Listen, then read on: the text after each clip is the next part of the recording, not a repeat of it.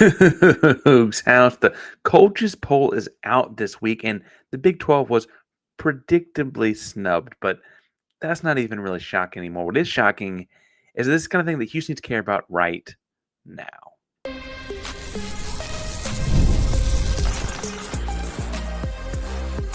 You are Locked On Cougs, your daily podcast on the Houston Cougars, part of the Locked On Podcast Network, your team every day. Welcome to Locked On Coogs, the daily podcast about your Houston Cougars. I'm your host, Houston-born teacher and coach Parker Ainsworth. And whether you're a Houston fan or just a hater of games that by, thank you for making Locked On Coogs your first listen of the day. Please make it first listen each and every day here at Locked On Coogs. If you're joining the conversation and you don't know what to say, as an everyday, you do know the question today is coming around, and I am going to ask you: are you a Crest guy or a Colgate guy when it comes to your toothpaste? Today's show brought to you by FanDuel. We got more on that fun later. Quick aside here: answer the trivia question yesterday. Coach that had more than 100 wins at Houston Group men's basketball program: Kelvin Sampson, Guy V. Lewis, and Pat Foster. Pat Foster's 142 and 73 from 86 to 93. Now, trivia question for today's episode will be at the end of the episode, so make sure you chime into that as well. I do want to spend a chunk of time at the start here talking about this coaches poll and what happened to the Big 12 and why it matters to Houston. Yes, it comes up in the squad show later. Spoiler alert. I also want to talk some about some stuff happening in another Big 12 conference school and how Houston could stand to be copycatting that. And I do not want to leave here without talking about the Biletnikoff Award and an honor for a Coug even in the preseason. But first, let's just jump into it. So the Big 12 got screwed by the coaches poll again, right? And this is predictable. They do this to non-SEC and non-Big 10 programs all the time. It's not even shocking. What is shocking almost is that Arizona State's at 11. That's the highest ranked team in the Big 12. Then you don't see anyone until you get closer to 20, and then you see a run of teams, right? Kansas State at 20, Iowa State at 22, BYU at 23, Texas Tech at 24. It's almost like they just forgot and just threw some Big 12. And one of these teams is going to get in there, right? And listen, I can go on and we talk on the Big 12 show later, so you can check that out. But the Big 12, SMU is 16th here. Florida has a head coach we continue to put in the hot seat and a quarterback that is frequently injured. They're in the top 20. Boise State is number 25 after losing Ashton Genty last year. That's stupid. that just doesn't make any sense. Tennessee, also pretty famously lost their quarterback, and they're in the top 15. I mean, it might be 17, in the top 20, right? Listen, I could even. The funny one to me is Miami was the third best ACC team last year. They added a lot of guys, sure, but they lose Cam Ward, replace him with Carson Beck, and they're 10th. 10th? It just doesn't make a whole lot of sense to me. And the Big 12 could talk about how this is problematic for the whole conference, but Houston's concern is an interesting one because Houston is building a program. And I can talk about how it's going well and talk about how it's going ahead of schedule and how the $160 million football complex is helping that, how transfer quarterback Connor Wegman is helping that, how five-star prospect committed to the Houston Cougars and Keyshawn Henderson, the other 4 stars in that class of Paris Melvin and Jane Warren, the potential other guys, the linemen joining the class. Like, there are all kinds of reasons to point that the rebuild is going, you could argue, ahead of schedule even, right? Things are going well. Fritz and company are doing the right things. And while the nation may be asleep on it, we've heard before from a very strong program on campus not to sleep on Houston, right? But the reality is that Houston making it the top 10 right now would be a very big underdog and Cinderella story. And you guys know me. I will talk myself into a win by every, I guess, Thursday, Friday, or Saturday this year. I just do it. I'm an optimistic person like that. But realistically speaking, this team beating up at the top 10 is going to be that Cinderella type run. If it just doesn't, it's a 1 in a million shot, right? Not a 0 shot, but it's a 1 in a million shot. And while Houston's rebuilding, long story short, they're going to kind of depend on their Big 12 conference mates to help bolster the conference that Houston fought for the better part of 30 years to be in, right? And that completely takes it out of Houston's hands. And now you're looking at a bunch of teams getting snubbed that kind of have to prove they belong or prove they got snubbed throughout the season this year. And listen, Arizona State, you know, if the reffing had gone a certain way, probably should have beaten Texas last year, right? TCU, while everyone talks about the Georgia game, TCU did beat Michigan 2 years prior, right? Like these things did happen when the Big 12 was given a chance, but they need to prove it more repetitively on these big stages. And perhaps, moreover, they need to prove it enough times that as a conference, it's not like this one off. Oh, Arizona State was like, that was just scam scatterbo, or that Duggan guy at TCU, that was a crazy season, right? Or whatever, right? I'd point out both those teams had big time moments on national playoff stages and won a bunch of close games in this conference, right? I could talk about that.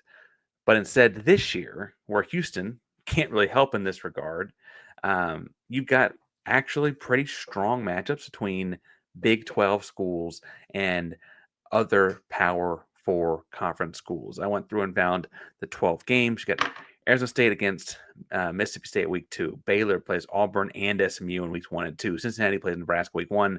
Colorado at Georgia Tech, plays Georgia Tech week 1. Kansas, Missouri, recurring rivalry week 3. Oklahoma State, Oregon week 2. Keep your eye on that one. TCU, North Carolina week 1, and SMU week 3. UCF, North Carolina week 3. Anyway, that'll happen. Utah, UCLA week 1, and West Virginia, Pitt week 3. That's a recurring rivalry as well. That's 12 games versus Power 4 conferences for the Big 12. And Houston is just kind of rooting from the sidelines in this, right? Houston took Oklahoma to the wire last year. I would argue, frankly, in comparing conferences, that actually helps this conference because Houston struggled in the Big 12 last season, had trouble passing the football, and made a gigantic quarterback change later in the season after that game. And they gave Oklahoma and Norman everything they could handle and more. I mean, Oklahoma was not the top team in the SEC or anything, but like they obviously were not eager to play Houston the second time. And right now, you're looking at those 12 Power 4 games, a conference that got snubbed in the coaches poll. And you look at the Big 12, okay, if Houston's building this program, they want to rise to the top of the Big 12 to build a perennial power in that conference. And I think that is possible. Houston's the great location to do it. And all of these Big 12 schools want Houston area kids. And Houston's starting to put up that fence around town saying, we're keeping things here, right? It only matters if the Big 12 is a competitive, comparable conference. And when you look at those snubs, or look at just throwing a bunch of teams in that after 20 of the top 25, I think Utah had the second or third most, others receiving votes thing. So we'll say 5 there because they would have been 28th or something, right? That as a conference does not indicate very strong. And that's problematic because if the perception is heading in one direction, where that, supply demand chart or whatever, like the economics kind of version of it, but where that graph intercepts, or that line intercepts on the graph, I should say, with Houston's building up, might hit after the point of it's not as big a deal. Right now, the winner of the Big 12, I don't see missing a college football playoff anytime ever. I think the days that happen will be like a dramatically different Super League type of non-NCAA sport, right? That's a long way away, but I don't think it's necessarily not happening. But the truth is, we want to be in a Big 12 where the loser of the conference championship game still gets to go to the college football playoff, because we just saw the ACC do that. And while I have my druthers about should it have been BYU or whatever with the SMU spot, I will say that ultimately I want the Big 12 to be in that kind of position. And that's going to happen if those 12 non-conference games go the Big 12's way. That looks good in the conference. If the Big 12 goes 12-0 in those games, suddenly this conference Houston found itself in is pretty strong. 7-5 or better, I think, is very achievable and feels like a requirement for the kind of things the Big 12 is trying to build here. So keep an eye on those games as you're watching them in weeks 1 through 3, the non-conference matchups. Obviously, Houston's Power 4 game was Oregon State. That was scheduled back when the Pac-12 looked a little bit different. And so I didn't count Oregon State or Washington State games in this because I don't necessarily know what the perception of that's going to be when it's all said and done. But speaking of perception, A lot of people perceive a lot of things about a school up in Lubbock, and I understand the disdain, but I think they got something going on that is worth mimicking. I want to talk about that in 1 second. But first, today's show is brought to you by our buddies over at FanDuel, America's #1 sportsbook. And right now, these summer sports, the summer's winding down, but the summer sports are in full swing. And whether you're at baseball swinging bats, tennis swinging rackets, soccer swinging your leg, golf swinging your clubs, whatever the case may be is, FanDuel is the best way to make the game or match even more exciting. You're already following all that action. Why not make it a little bit more thrilling with FanDuel? FanDuel, you can get in on the game while your friends are out getting sunburnt at the beach. I like how easy the app is to use, like the quick payouts. I think it's a really, really easy way to get on the game, even if it's already started. Live game action is great as well. And if you're new to FanDuel, new customers can bet just $5, get $150 back in bonus bets if your first bet wins. Open the FanDuel app today or visit FanDuel.com to get started. Park Rangers Locked On Coogs here. And Texas Tech gets a lot of flack for spending money. And I frankly, as a Houston person, understand and appreciate and like throwing the flack their way. But James Blanchard, the GM at Texas Tech, football GM, which is crazy that we're on a stage of college football, they have GMs, but that's kind of the fun part, I guess. He's under a lot of heat this week for saying something I think that's getting taken interestingly. He said, and I'll read the quote here: "If somebody is underpaying an elite guy, only paying him $100,000 to $200,000, I'm going to give him 300 to 400,000 and go steal somebody." Now, a lot of people are talking about that being the Lubbock tax, and I do think that that's kind of funny. I even have family up that direction, and I still think that that's funny. So I think it's something anyone could agree is kind of funny. But the reality is, and I thought about this after reading the Blanchard quote, is Chris Level, one of our Chris Level and Casey Cowan over at Locked On Texas Tech here at the Locked On Network did a whole episode on this, and so I'm going to try and paraphrase some of the information. But Texas Tech does have this series of analytical metrics where they can kind of find the value on guys, and they work with a company I think it's called Agile, and basically it sounds like some Agile representatives, which is this is a small company, prototype style startup kind of deal. They work on a handful of programs: Alabama, Michigan, Texas Tech. I think because they have Cody Campbell money is one of them, and they're sitting down and they're looking at data, quantitative data, which I should stress is not everything in sports, obviously, right?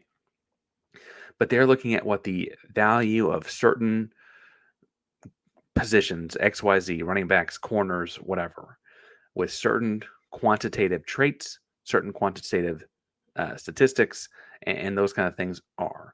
They're also looking at scheme. They're sitting down with coaching staffs, but like, what do you need these guys to be doing? So it's not like PFF data, which can be like, well, yes, this corner's out of position, but that's how they wanted to play for XYZ reasons or whatever, right? And that kind of stuff. And they're doing all of this to find data on what a player like that would be valued at in terms of like VORP or wins and losses or whatever, right? WAR or whatever kind of baseball analogy you want to. I think like baseball is super into those kind of numbers, right? They're looking at those kinds of statistical models, and then with Cody Campbell and frankly some of the Agile folks, it sounds like also looking at what a person making that kind of winning impact would be worth in an NIL world at these top dollar blue blood programs. Like, what is that person worth in a physical dollar sense at this earliest stages of paying guys in college sports, right? And I have to say that between the way that they're maximizing how they understand that delta, right, between what a guy's worth, what a guy's making, hearing James Blanchard say, yeah, if we think a guy is worth more than we're hearing he's going to get paid, we're going to go offer him more money. I I think everyone should be doing that. I don't think this is this crazy idea. And I hate to give credit where it's not due, especially to Lubbock. But I do think that Houston could stand to benefit from that. I don't think if we're going to call it the Lubbock tax of the extra $150,000 or whatever, right? I don't think Houston's would be anywhere near that high. Houston's got a lot of appeal to a lot of these athletes. frankly, some of them being because it's their backyard, that Lubbock doesn't have. And frankly, you could also point to things like the new facility. They just put the $160 million facility together, right? And you put playing with Keyshawn Henderson there. You put playing in Slade Daniels' offense for the right positions, or Austin Armstrong's defense has put a lot of pros at Southern Miss in Florida, right? Like I think that you could do the same kind of model, and you don't have to work with Agile as a company. I know that they're pretty selective in the early stages of who they're working with. I think it's because it's probably not a cheap process. They'll make sure, right, or whatever, right? And I know that Wes Fritz and those guys have some version of how they're evaluating guys. What it sounds like was able to happen at Texas Tech was they had all this quantitative data out there, right? And they had it very much like all their coaches knew it, all their coaches knew whatever. And so they could work hyper speed, right? They go very, very quickly throughout this. And, you know, I don't I don't know that Houston's ever going to get the oil tycoon that's going to throw a bunch of money down. And frankly, that's a thing that not everyone has, and that's why a lot of people are clamoring for salary caps and whatever. But you can, as Houston's always done, win in the margins. And frankly, that's not unlike what's in Houston's DNA for forever. Case Keenum under recruited, Andre Ware under recruited. Like that's just kind of what Houston's always done is found guys, other schools maybe didn't have the appropriate value on. Tell Andre Ware, now you're a quarterback boss, come here and play it, right? That type of mindset, I think, is actually very Houston Cougar. And if that value is no longer, well, you're this position or you're a day one starter or you're a Division One player or whatever, if it's no longer that, but a true dollars and cents metric, I don't think that's that crazy. And I think the tech guy Blanchard is actually on point here. If you have some analytical model or some data set that tells you that that running back that is being offered $200,000 from the University of Texas or whatever is really worth $250,000, $300,000 to your program as far as compared to other running backs, go offer it to him. I find that difference. The big story here was, I guess, when they went and got the big tackle, Texas Tech did Ojo. And frankly, I would point out the Big 12 got a bunch of 5 stars running around it very soon. Ojo, Henderson, Lions, whatever the guy. There's Utah got one too, I think. But I think that the deal here will really be what you're going to see the difference is different schools because of the system they play, the scheme they run, whatever. It's really going to come down to like those 4 and high end 3-star guys because certain corners in certain systems or certain receivers slots or certain guards or certain linebackers or whatever based on what you're running will be dramatically more valuable to you. And so insert school ABC down the road, they may think that's a $150,000 player. You may see that guy and think, hey, in our system, that guy's going to be worth more to us than that. Let's just go offer him more, right? And it gets really real fast for the old school folks that don't like that just paying the players thing anyway or whatever. And I get that aspect of it, but it's the reality of college sports now. And I think that having such a concrete, data-driven option, while yes, there are things about sports that are not in spreadsheets, and there are things about sports that just you don't play on paper. And that's frankly why I'm not as high on the Texas Tech experiment this year and other years. But I will say that like over a long-term model, if you're right in how you're doing it, I think you're going to have more hits than misses. And further, I think it adds some sort of method to the madness where you can at least justify somewhat what you're doing. And I I get why people took shots and pot shots at Blanchard for the tech tax or whatever they wanted to call that extra amount of money they were spending. And look, full disclosure, some of those jokes can get really funny on Twitter, right? Like I totally get it. But I think that Houston could also find ways to impose their own Houston tax. And in doing so, it's not going to be anywhere near the tech tax, but find guys that fit what you're building, keep them home, and ultimately get into this one. And we talked about in the first segment how the rebuild is going quickly. Let's expedite that even more. And I know Fritz and doing a great job, Wes and Will, both, of putting a roster together here. But I think that that's an interesting way to look at it, and I don't want to be so dismissive just because of who said it, right? And so that's my 2 cents there. I want to say a lot more though about one Coug coming into Houston this year, who was named to a very strong preseason list, and frankly, I think it's worth celebrating. So we get to his own segment, and we got the trivia question today in just 1 second. But first,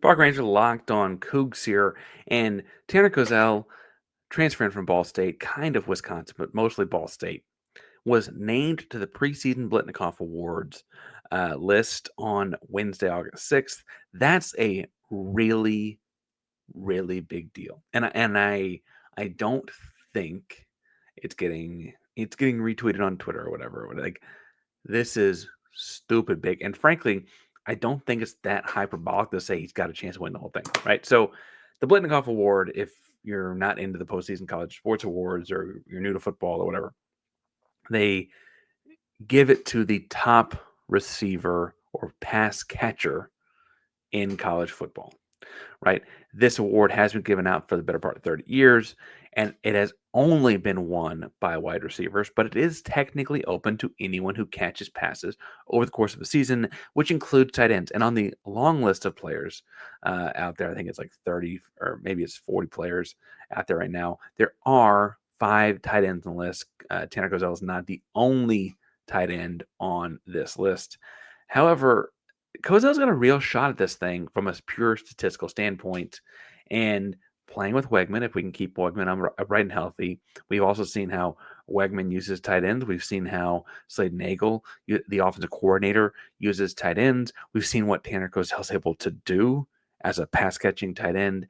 There's a real shot here, worth, I think, mentioning early in the season, in the preseason, of Tanner Koziol winning a wide receiver based award as a tight end. For instance, last year, Travis Hunter won the award. Colorado, Big 12 guys. So clearly they're not writing off Big 12 guys, right? Hunter had 96 catches for 1,258 yards and 15 touchdowns. Now, I only read his offensive stats.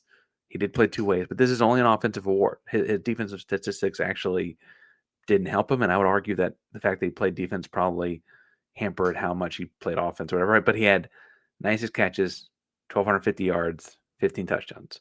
The year before, Marvin Harrison Jr. had 67 catches, 1,200 yards, 14 touchdowns at Ohio State. He won the award. Jalen Hyatt had 67 catches, 1,260 yards, and 15 touchdowns at Tennessee. 2 years ago, that was when he won the award. And then USC's Jordan Addison had 59 catches for 875 yards and 8 touchdowns in that weird, like, COVID Jordan season when he won the award. And I say all that to say, each of those 4 guys admittedly made a giant statistical jump from the year prior. They had either a lot more yards or a lot more touchdowns or a lot more catches and targets or whatever, right? They did. But last year, while at Ball State, Tanner Koziol had 94 catches, 840 yards, and 8 touchdowns. And I'm looking at that as a fairly, we'll say, comparable stat line. Yes, in terms of touchdowns per game, he didn't quite have the touchdowns that the 3 receivers most recently had. Jordan Addison played a little bit weird season, obviously. But I do think the target rate, 94 catches at Ball State, right, indicates this guy can handle the workload of anyone that's won this award, right? I also think it's worth pointing out that he's playing with Connor Wegman's a better quarterback if he's upright and healthy than he's had before. And even if something, chaotic and terrible were to happen, or he just, Wegman breaks his shoelace, has to come out for a play. Zion Chris is a fan of the tight ends. We saw that a year ago with both Jaden York and the big fellow was Marquise. And I think that when you look at what Koziol could be set to do with Nagel's offense next season, it stands to reason that he'll be in the upper 90s at least in catches. And double-digit touchdowns is not off the table. Big target over the middle in the red zone. I I think this is just simple jump balls and box out drills. I kind of feel like it's going to happen, and that kind of a stat line would put him. And admittedly, they need to win some games, right? And I think they will. Um, that would put him in line to win this thing, and being the first tight end to win this thing ever would be kind of crazy. But even just making the list at the start of the season alone is something to talk about, something to honor, something a big moment for the program. In basketball, we talk about when Jamal Shedd makes the preseason Cousy list, or Marcus Sasser made the preseason Jerry West list, or Jawan Roberts made the preseason Carmelo list for like the best, point guard, shooting guard, power forward of the year. They made those preseason lists, right? And I believe Sasser actually won the Cousy award, or won the Jerry West award, but ultimately, like, that was indicators of big seasons those guys had, right? Tanner Koziol just did kind of the exact same thing in football. And frankly, he did it for a part of his position that is kind of like, wow, that we're putting tight ends in this at all. Koziol's adding to this long list of preseason accolades. He is on the PFF preseason All Big 12 first team. Again, that's analytical models over at PFF.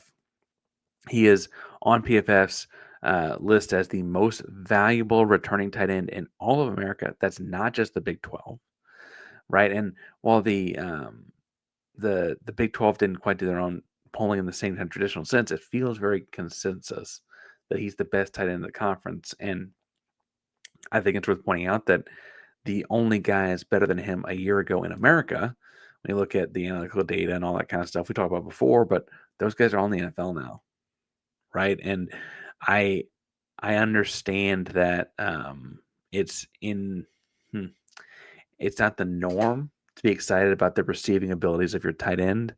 Most people think of that as a true dual thready kind of block first, catch after type of position. I get that. Um, but this is going to be fun. And I really think again that he has a shot at this thing, and B, that it's worth just celebrating that he's on the darn list. I didn't see a lot of fanfare on that, and I saw that obviously the account, the socials from the program itself put out stuff, but this is a big deal, and we'd be celebrating if Wegman were on the Dave O'Brien Award, and we will celebrate when Keyshawn Henderson's on the preseason Dave O'Brien Award watch list and all that, right?